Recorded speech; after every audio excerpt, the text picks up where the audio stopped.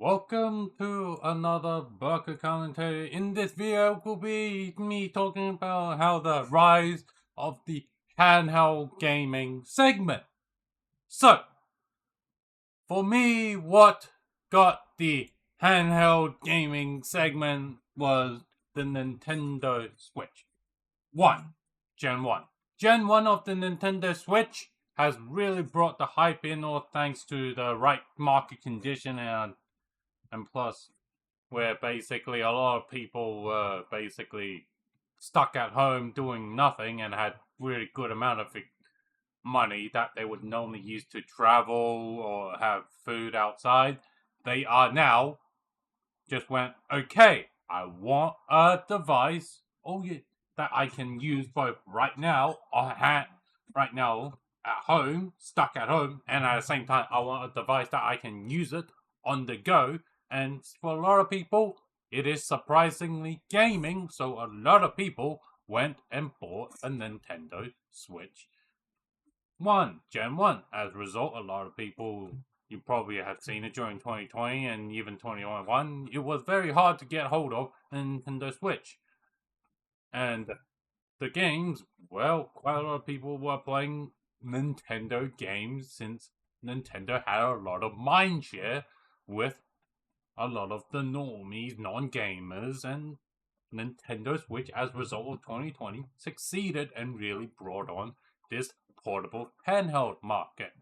So, however, this did eventually have these first wave of handheld from not Nintendo, and that would be the Nintendo, like as the on the screen right now, the Asus Ally, the Lenovo Legion Go, those Zotac Zone, and there are many that is probably OEM by like some Chinese handheld manufacturers, and that's just those guys rebranding them and selling them to outside of the Asia market and really just helping and just doing the customer service when the actual hardware and the design is all done by Neo and those Chinese OEM handheld manufacturers.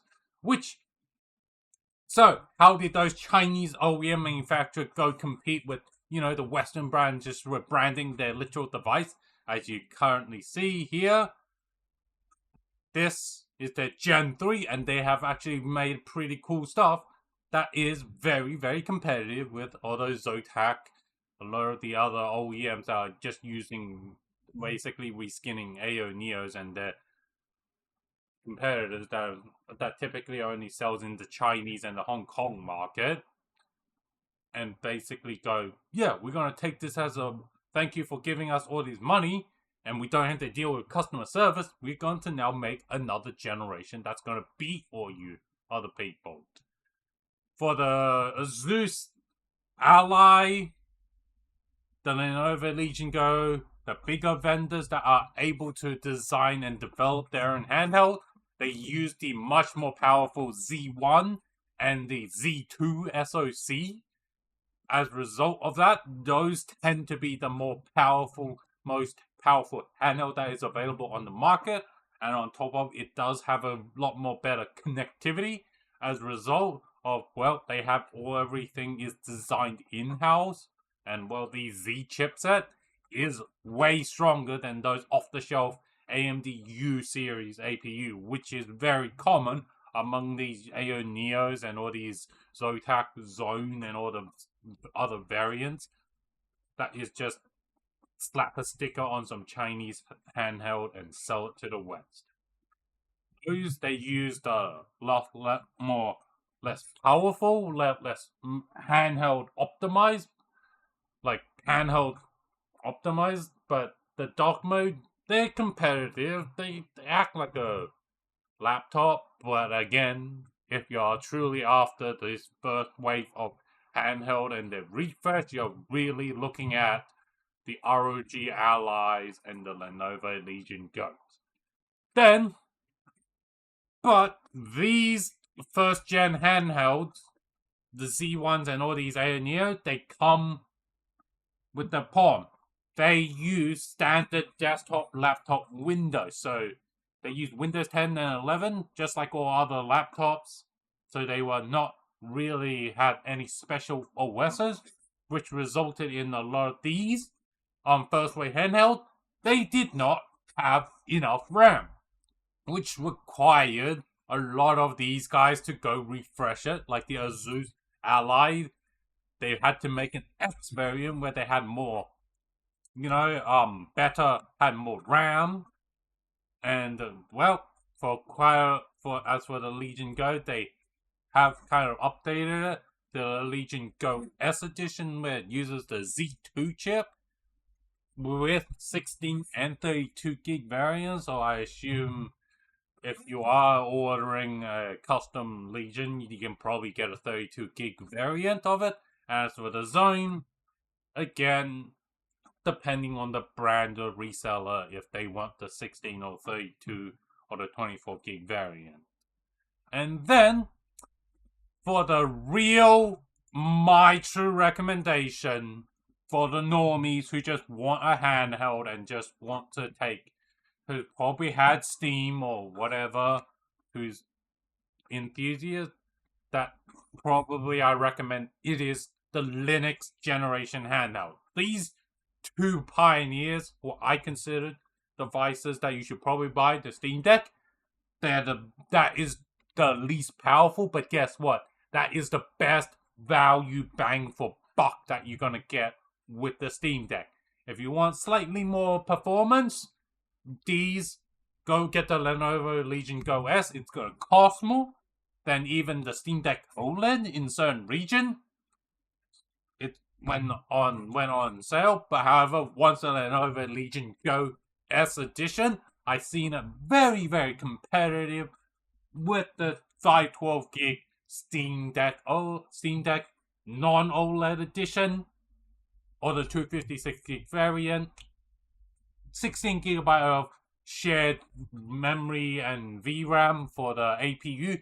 It is very capable of gaming on for even AA, AAA, and your indie title for these Linuxes, because shocker, Linux, unlike those Windows handheld, are a lot more optimized, and these two devices that I'm showing you on screen, the Steam Deck and the Lenovo Legion Go S, they are using the Steam own developed OS that Steam themselves developed specifically for handheld gaming. Steam OS. These things, they're designed to run on handheld. They're not designed to run on laptop, desktop, where they potentially could get more power and TDP. So this is hence. And as for the ones that's willing to tinker around with it, we can buy some few of these like first wave handhelds and modify them and install Linux on them.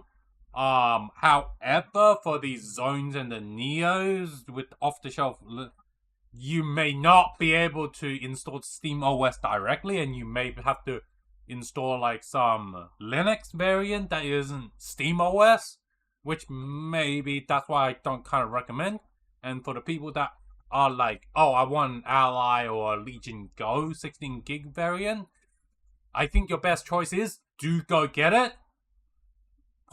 Make sure you're not overpaying the Windows pricing.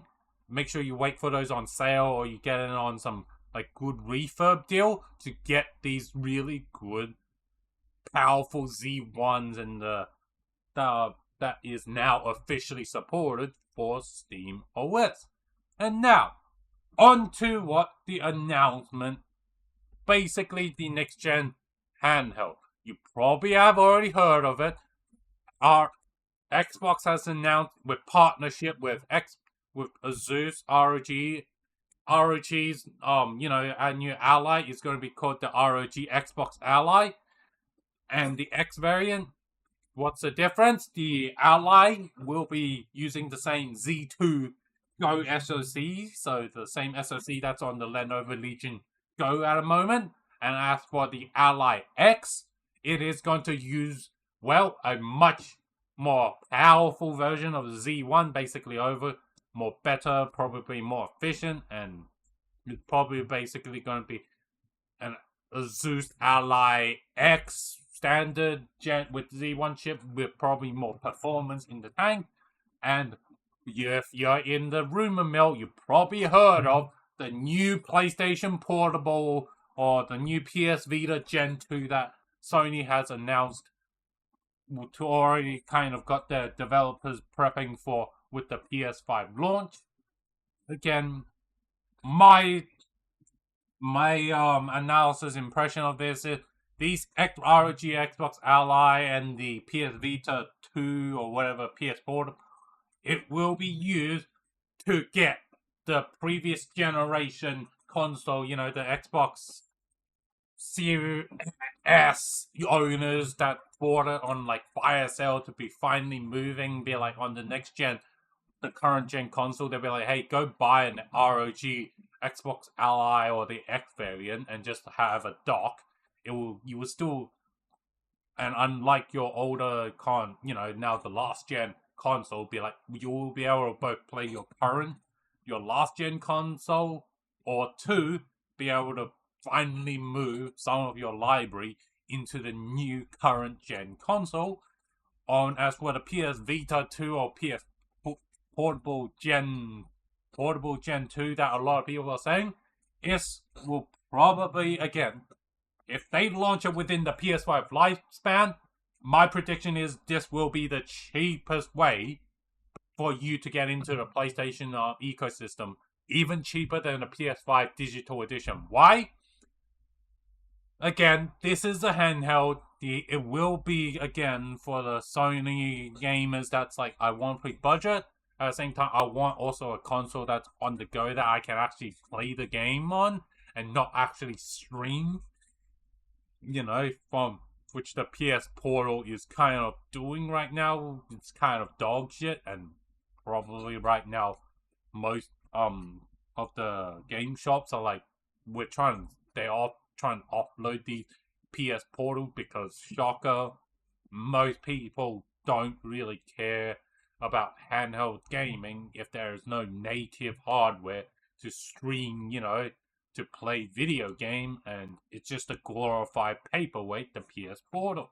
The PS Vita Gen 2 and the rumored PlayStation Portable, it is very much the Sony answer to probably the ROG Xbox Ally and the Ally X, and the current demand of the Switch 1 and the Switch 1 hype train. Also, let me lastly talk about the Nintendo Switch 2. This is Nintendo's true hoorah. We're gonna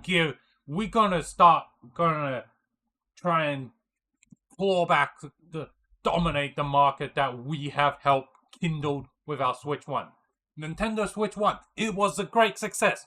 With for the game, if you were a gamer and you want to play Nintendo IP, Nintendo Switch 1 were good. And for the people that were like, I want to play Nintendo Switch game, but I hate the Nintendo Switch performance, that's Nintendo Switch 2 is the console for those audience, and Nintendo has realized that and be like, hey, yeah, the Nintendo Switch will have reached as much as our audience, and basically, if we want more people in the Nintendo market or in the ecosystem, we're gonna have to launch the Switch 2, which again, it's a great success of Nintendo Switch. As much as we didn't hate the Nintendo Switch 2, it's a great success for Nintendo. They got more people to buy the Nintendo Switch 2, and on top of, they also finally, with the Switch 2 launch, got third-party developers coming in and be like, hey, we're gonna port our game finally onto the Switch platform. Yeah, we're not gonna port it to our Switch 1. We're gonna port it to the brand new Switch 2. Nintendo has no problem with that. They're okay with the Switch 1 forever known as the Nintendo IP machine and the Nintendo device. Shocker, I have a Nintendo Switch, and that's what is legitimately there to do. Play Zelda, play Pokemon, and anything that's Nintendo related. Is it gonna be the best performance? No, but it is good enough for most Nintendo's first party game to be Switch 1 and Switch 2 if you want the higher, better performance.